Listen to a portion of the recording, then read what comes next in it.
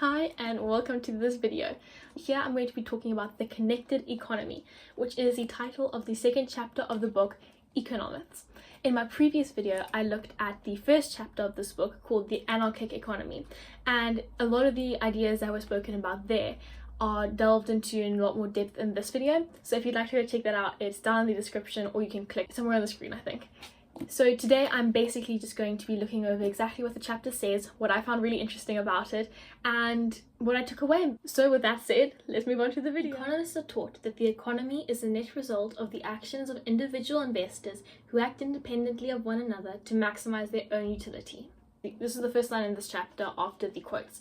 And this basically summarizes exactly what I was saying just a bit earlier, is the fact that economists believe that individuals are unaffected by other individuals, that we aren't a society. In the words of Margaret Thatcher, there is no such thing as society. So this is what this chapter basically looks at, and it speaks about where this idea of humans not being affected by other humans came from, and reasons why it's actually wrong. Because you think about it, everyday interactions with other people will determine the actions that you take, and therefore people talking about oil prices or housing, or the housing market, or stock prices and exchanges, that'll affect the entire market, because one person's opinion will then influence another person, that'll influence another person, and that can affect the entire society. Therefore, human interactions and the fact that individuals can interact with each other is a huge part of economics, which is why I find it quite ironic that economists have this view that humans almost are in their own individual bubbles and interact with nobody but themselves, and all their actions are to benefit themselves, and they've all made it up with their own minds without influence. This is what this chapter looks at, basically what I'm going to be talking about and delving into further. Okay, so then looking at actual economic situations where you can see how the fact that humans actually do interact all the time and constantly is a really important and significant part of economics would be the housing market crisis. So in the 1990s, there was a really huge boom in the housing market. People were buying houses, the prices kept going up, and there was a lot of peer pressure from, just like general people, and then from the media as well, to buy property, because they keep on saying, the prices are going to keep going up, and they actually did. People were making a lot of money from owning this property through primarily rentals, and the house prices just kept on increasing. More people would buy in, lots of people would have property, and the media encouraged it, the general public encouraged it, and so therefore this herd mentality was created, and it resulted in the housing market shooting up. Then, however, in September of 2007, the UK bank called the Northern Rock, also known as the Rock, asked the Bank of England for some short-term liquidity help. The government ensured the customers that there was no need to worry about their mortgages or their bank accounts, because also during this time a lot of banks would have been giving out a lot of loans for really low interest rates, so that more people would take out loans to buy houses. Customers of this bank, they listened, and they all lined up the next morning at the bank to take out their money. And this again also shows how everyone was thinking, and this was the first run out on a British bank in a century. And so this news then spread across the whole world through media, and coffee breaks you're having with your friends, or lunch, just people spoke, and it spread all the way across the Atlantic, where there was also now a concern about the American house market crash.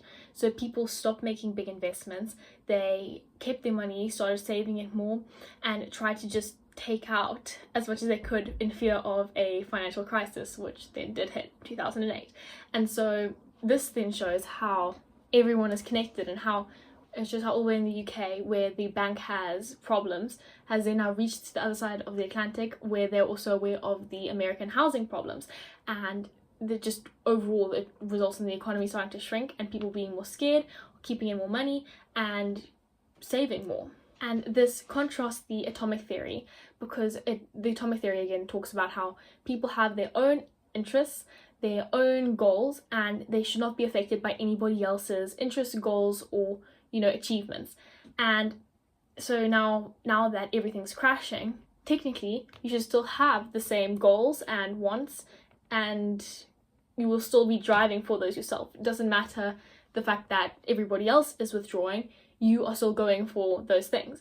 And this obviously displays how it's not like that. Everybody else is taking out money, you're going to take out money as well, because there's a reason they're doing that. And some people may not do it, but the majority of society has this herd mentality. Then this herd mentality can be a good or bad thing. So the reason it could actually be a good thing is because you have a more informed decision. More people are here looking at it and having different outlooks on this situation and deciding whether to invest or to buy the property, rather than just you deciding yes or no. It could be way more risky. Whereas if you see the other perspectives, you are able to make a more informed decision. Whereas also herd mentality could pressure you into buying something or investing in something that you actually don't have a great gut feeling on, and then it ends up crashing and you lose a lot of money, or something really bad can happen. And so technically the atomic theory believes that herd mentality does not exist, whereas in everyday life we know it exists. It's just how humans function. So then if we also just quickly to look at the banking system and how banks work, it can also show how everything is actually connected as well, and it's not just individuals who are connected, it's actually the banks, and that's probably almost the center of economics. You have the central bank, and then you'll also have just individual banks, and they all rely on each other. They all take loans from each other, they'll lend out money, help from the central bank if they're going into a crisis, and if one collapses, it could be detrimental to other banks, because that one bank may have lent a lot of money to the bank that is now fallen. And so this is just another interesting way to look at it, is that everything is connected in this world, and it's not just humans, it's the banking system as well. And so economists and this unconnected or individual society, it doesn't work well at all, because it doesn't give an accurate description of how this world actually functions. Or whether it's talking about individuals, or whether it's talking about banks or companies, it could be anything. Almost anything is connected in this world. And so that's just basically what this chapter looked at and what it said. And it speaks about the dangers of this atomic market and how it really results in some incorrect models that have been created. And I found that really fascinating, because economic models are really the center of economics, and it's kind of what you learn and what you do learn. And I'm a person who really enjoys the mathematical side of economics, and so realizing that a lot that's actually majorly based on fiction and this idea of the atomic market, interesting to learn more about for me. So that brings us to the end of this video. I hope that you found it interesting. I really enjoyed making it and looking more into this atomic economy, because until you're actually told that this is how economists think, you don't really question it. Well, at least like I didn't. And so actually questioning it and looking at economics from a different angle has been so much fun for me. So thank you so much for watching. If you'd like to add anything, or if you have any questions, you can do so down in the comments. There'll definitely be a part 3 coming out for this video series. I'm hopefully going to be able to make all 10 videos. And so thank you so much for watching, and I'll see you next week.